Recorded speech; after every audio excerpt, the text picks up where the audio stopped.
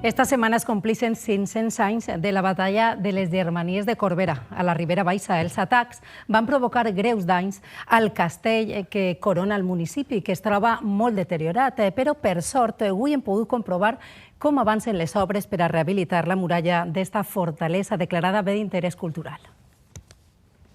A poc avancen els treballs per consolidar la muralla del castell de Corbera. Una fortalesa que es troba molt deteriorada pel pas del temps sense cap intervenció i on s'han trobat un problema afegit, la dificultat en els accessos.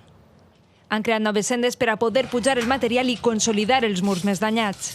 Són murs que són bé de mamposteria o bé de tapial, de terra compactada en una capa de costra de morter, i s'han utilitzat les tècniques tradicionals, els mateixos materials que els originals.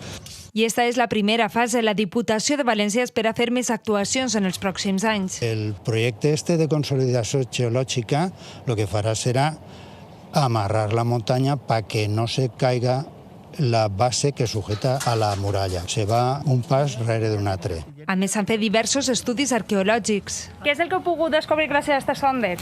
Pràcticament és tota la història del castell en aquest tros d'ací. És a dir, tenim els nivells més baixos, que són de finals del 12, principis del 13, nivells islàmics. Un poquet més alt, el nivell que correspon a aquesta muralla, finals del 13. I després, el terreno que estic xafant jo, que és el que correspon a les muralles que estem veient, que ja són de mitjans del 15. És un castell amb molta història. Des del segle XI el Cid sabem que va estar en Corbera, després, naturalment, en l'època del rei Jaume I, i justament este diumenge fa 500 anys de la batalla de les Germanies de Corbera, que lamentablement va significar el final d'aquest gran castell. Un castell que amb el temps es recuperarà de la batalla.